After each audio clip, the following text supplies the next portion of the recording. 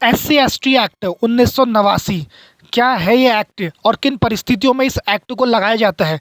चलो आइए जानते हैं इस वीडियो में। SC/ST एक्ट 1989, इसका पूरा नाम है schedule caste and schedule tribe provision atrocities. इसका हिंदी में अनुवाद अनुसूचित जाति जनजाति अत्याचार निवारण अधिनियम, जो 11 दिसंबर 1989 को पारित हुआ था, जिसे 30 जनवरी 1990 से लागू किया गया। इसमें कुल 5 चैप्टर और 23 सेक्शंस हैं। चलो ये तो बात हो गई SC/ST एक्ट को बनाने को लेकर। चलिए अब बात करते हैं SC/ST एक्ट लगता किन परिस्थितियों में है और इसको लगाए जाते हैं। चलो आइए बात करते हैं अब इस चैप्टर के बारे में। तो इस चैप्टर में है, अगर आप SC/ST लोगों को अपमानित करते हैं या आप उनको अगर ज़बरदस्ती खाना खिलाते हैं तो आप पर SC/ST मुकदमा दर्ज किया जाएगा और इसके तहत आपको बहुत कड़ी से कड़ी सज़ा मिलेगी। अगर आप SC/ST लोगों को सामाजिक बहिष्कार करते हैं या फिर आप उनके साथ कारोबार करने और व्यवसाय करने से इनकार करते हैं इसलिए क्योंकि वह दलित समाज से हैं, तो आप पर SC/ST एक्ट के तहत मुकदमा दर्ज किया जा सकेगा। और इस पर मैं एक बहुत महत्वपूर्ण बात करूंगा। यदि आप किसी सवर्ण व्यक्ति के दुकान पर सामान लेने के लिए जाते हैं और वह व्यक्ति आपको सामान नहीं देता है क्योंकि आप दलित समाज से हैं या शिल्पकार समाज से हैं, तो भी आप उसके ऊपर SC/ST के तहत मुकदमा दर्ज कर सकते हैं। तो चलिए आइए जानते हैं इस मुकदमे के बारे में और थोड़ा डिटेल्स के। अगर आप अनुसूचित जाति जनजाति के लोगों को काम नहीं दे रहे हैं या उसके द्वारा दी गई सेवा से इनकार कर रहे हैं सिर्फ इस कारण से क्योंकि वह SC/ST जाति से ताल्लुक़ रखता है या फिर वह शिल्पकार जाति से संबंध रखता है, तो इसके तहत आप पर मुकदमा किया जा सकता है।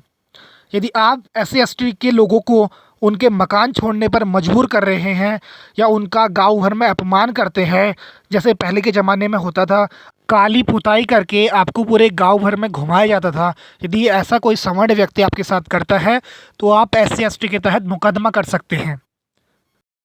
SC/ST के ज़मीन पर कब्जा करें या कब्जा करने का प्रयास करें तो आपकी जानकारी के लिए आपको बता दूं कि उस पर SC/ST एक्ट दर्ज किया जा सकता है और कड़ी से कड़ी सज़ा का प्रावधान भी उसमें है। तो आपकी जानकारी के लिए एक और चीज़ मैं बता दूं कि जो SC/ST लोगों के पास उनकी जो ज़मीन होती है उसे कोई अन्य वर्ग नहीं खरीद सकता। अगर खरीद सकता है तो वह है सिर्फ और सिर्फ SC समाज के लोग या ST समाज के लोग। चलो आइए बात करते हैं एक और अन्य बिंदु पर। अगर आप उनसे बंधुआ मजदूरी करवाते हैं या भीख मांगने के लिए आप उसको मजबूर करते हैं तो उसके तहत आप पर SC/ST का मुकदमा दर्ज किया जाएगा। सबसे महत्वपूर्ण बात, यदि आप SC समाज से हो और कोई अन्य समाज का व्यक्ति आपको वोट देने से रोक रहा है या आपको किसी एक पार्टी को वोट डालने के उपलक्ष्य में दबाव डाल रहा है, तो इस घटना के ऊपर आप SC/ST के तहत मुकदमा दर्ज करवा सकते हैं, जिससे कि उस व्यक्ति के खिलाफ कड़ी से कड़ी कार्रवाई होगी। अगर आप अनुसूचित वर्ग के लोगों को सार्वजनिक स्थान पर जाने से रोकते हैं, जैसे स्कूल, कॉलेजेस, मंदिर, पार्क या कोई अन्य सार्वजनिक स्थान, तो आप पर SC/ST के तहत केस दर्ज हो जाएगा। यहाँ तक कि अगर आप अनुसूचित जाति के वर्ग के लोगों के खिलाफ जाति सूचक शब्दों का इस्तेमाल करते हैं तब भी आप पर SC/ST के तहत मुकदमा दर्ज किया जाएगा।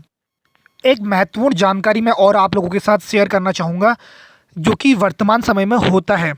यदि आप अनुसूचित जाति समाज से हो और आपका किसी अन्य समाज के साथ झगड़ा हो जाए, तो अगर वो आपको शारीरिक रूप से हानि पहुंचाते हैं तो उसके तहत भी आप उस पर SC/ST केस दर्ज करवा सकते हो। बल्कि यही नहीं, उस पर SC/ST केस तो लगेगा ही लगेगा, इसके साथ जो IPC की धाराएं होती है जो चोटें या फिर शारीरिक रूप से हानि पहुंचाने में मददगार सिद्ध होती है, तो उसके तहत भी SC/ST एक्ट और जो IPC की धाराएं होती है वो लग सकती है। तब आप बुरी तरीके से फंस जाएंगे। हालांकि 1955 में अनुसूचित जाति जनजाति अधिनियम बना था, पर तब लोग इससे बचकर निकल जाते थे क्योंकि इसमें उस समय बहुत सख्त कानून नहीं था, जिसके तहत 1989 में इसको चेंज करके एक अच्छा अधिनियम बना दिया गया। इसीलिए क्योंकि बहुत ज़्यादा अत्याचार और क्रूर घटनाएं सामने आ रही थी भारत के अंदर। आपकी जानकारी के लिए आपको बता दूं, इसके लिए हर ज़िले में विशेष अदालत बना दिया हुआ है, लेकिन यहाँ सब जगह तो नहीं है क्योंकि मैं भी नहीं कह सकता। कहीं कहीं तो विशेष थाना भी बना हुआ है इसके लिए, जहाँ लोगों की जनसंख्या ज़्यादा होती है। चलिए इसमें सज़ा की बात करते हैं अब। तो चलिए आपकी जानकारी के लिए आपको मैं बता दूं कि इसमें सज़ा का क्या प्रावधान है।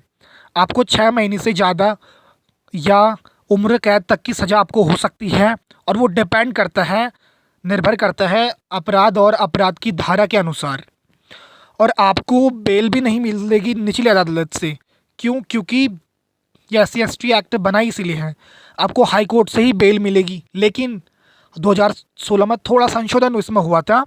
इसमें देश में बहुत बड़ा बवाला भी हुआ था, जिसमें कि जो अनुसूचित जाति वर्ग के लोग हैं उन्होंने वंदे भारत आह्वान भी किया था। तो चलिए आपको इस संशोधन के बारे में मैं कुछ बता देता हूँ। आपको अब निचली अदालत से बेल तो मिल जाएगी, लेकिन लेकिन अगर वह बेलेबल धाराएँ हैं तो।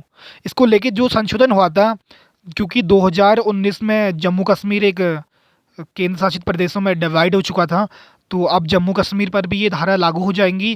क्योंकि पहले SC/ST पूरे भारत में लागू होती थी, सिर्फ और सिर्फ जम्मू कश्मीर को छोड़कर, लेकिन अब पूरे जम्मू कश्मीर में भी SC/ST की जो धाराएँ हैं वो लागू हो जाती हैं। और जो मैंने पिछले वीडियो में संशोधन की बात करी थी कि आपको SC/ST के तहत अगर दर्ज होता है मुकदमा, तो आपको 58 दिन का समय मिलता है जांच के लिए, तब आपकी गिरफ्तारी होती थी। लेकिन पहले ऐसा नहीं होता था। पहले सीधा सीधा आपकी गिरफ्तारी हो जाती थी 24 घंटे के अंदर अंदर, अगर आपके ऊपर SC/ST केस के तहत मुकदमा दर्ज हुआ है तो जैसा कि मैंने आपको से वादा किया था कि मैं अगली वीडियो SC/ST केस के ऊपर लेके आऊँगा, तो ये रहा आपके सामने संक्षेप में SC/ST के तहत जो भी धाराएँ, मुकदमे और उस केस से लेके जो भी प्रावधान किया गया है।